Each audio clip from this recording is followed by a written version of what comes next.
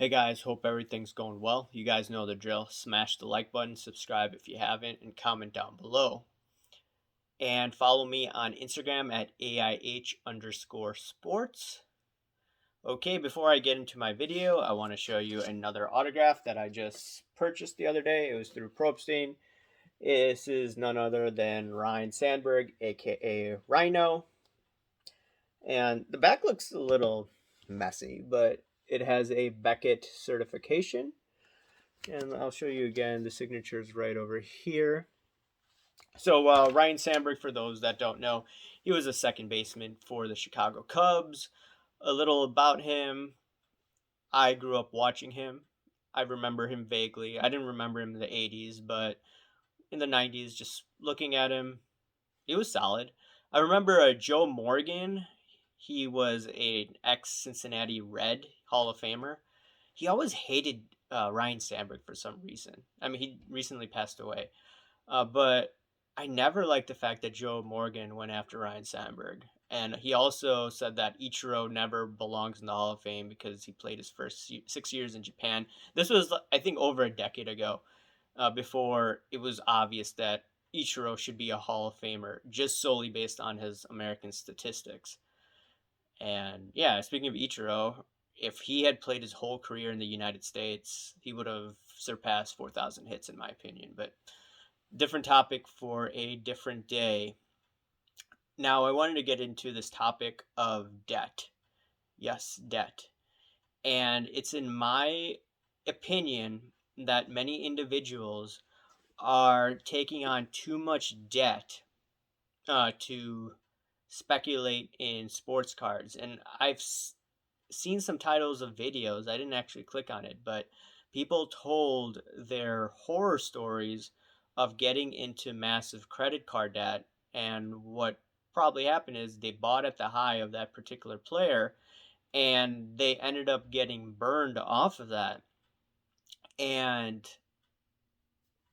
there's other stories as well. And I see individuals asking other channel people that host YouTube, not debates, but they have their own shows on YouTube, the live streaming, and they ask them, "Hey, what do you think about breaking? Do you think this is a good, viable idea?" And I'm not trying to criticize or condemn anyone here.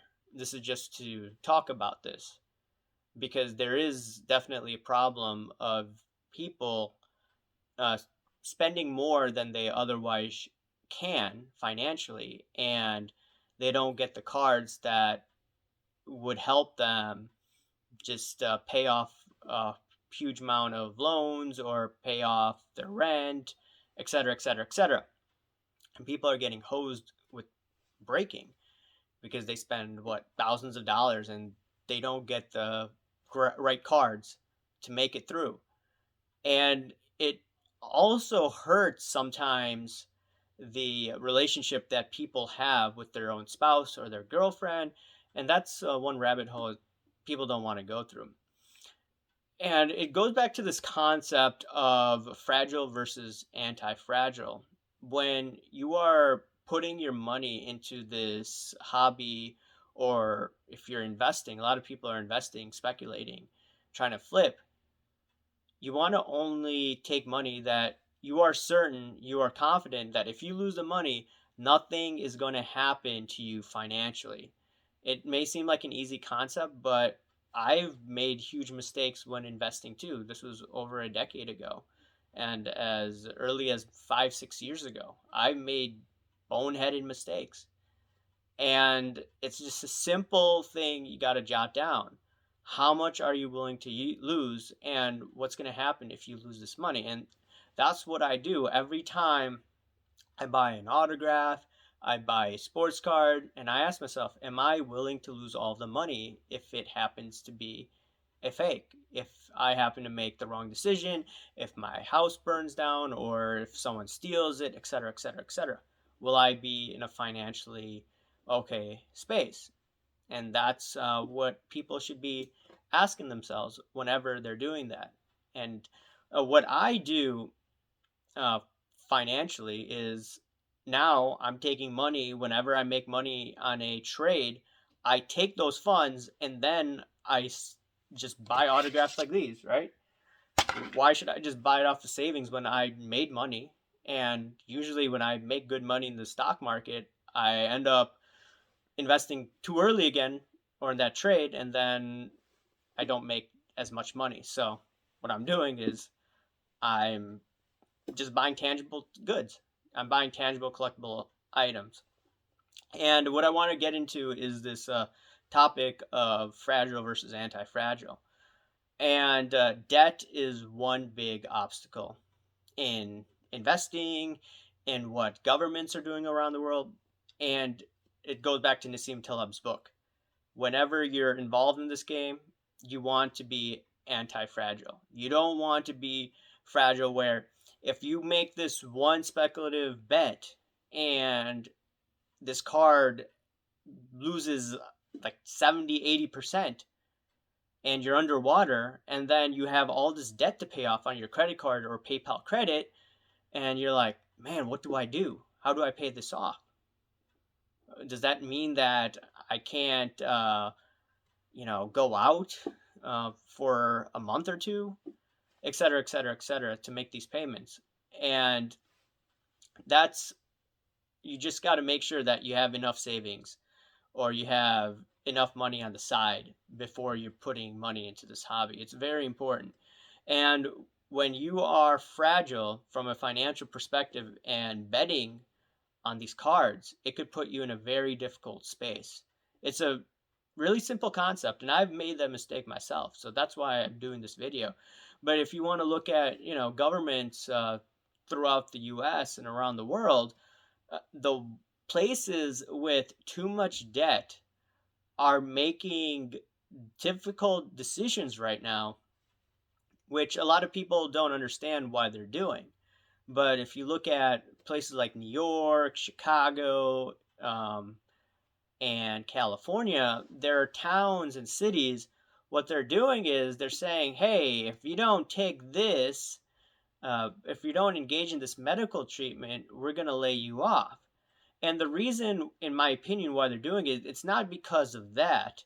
It's because they have too much debt on hand and they have a pension issue. And the way, in my opinion, what they're doing is since they are such in a fragile situation and they're looking at the long term, is how do we stop paying these pensions? How do we cut the bleeding? And what they're doing is they're doing this, in my opinion. And this is not my interpretation. I got this actually from Owen Benjamin, a former comedian, and now he's in I think a ranch in Idaho or a farm or a barn, wherever he is. And he came up with this analysis. I'm like, oh, that's really interesting. And I'm sure these places, they don't want to get rid of their cops, firefighters, etc., because the minute they do, you're going to have structural problems. I mean, the mayor of Chicago right now is trying to get people from the suburbs to cops to help out because there's a tough situation going on with the cops and the mayor right now, if you guys are following the news. And this is what happens when you're in a fragile situation. And going back to sports cards, you always strive to be anti fragile. And whenever you're investing, you should ask, what's the max that I'm willing to lose on it? Am I willing to lose everything on it? And if you're willing to lose, and at this point, I think that is an important concept because right now the market has gone crazy in sports cards. So the thing you need to ask yourself is, am I okay if this investment goes to zero? Or if I drop the card and the card becomes worthless? If it gets stolen, if there's a fire and the card gets destroyed, whatever, there's flooding, whatever reason you want to come up with, you just got to make sure that you're willing to lose it all now if you're going to be putting money in at this point. And sure, I've stated there are opportunities. And one opportunity that I just thought of the other day are sports tickets, graded sports tickets. not many people look into that. I'll do a video later this week on that. But anyways, guys, let me know what you think about this, about too much debt, too much speculating, too much risk taking. It does sound like a basic concept, but like I said, I've made stupid decisions, and sure, I've taken on debt, and I realized that's not the way to go. I have overcome those instances, but at the same time, I'm sure many individuals who are new to this hobby are probably using debt. And it's not only middle class people that may be going into too much debt, it may be the rich folk.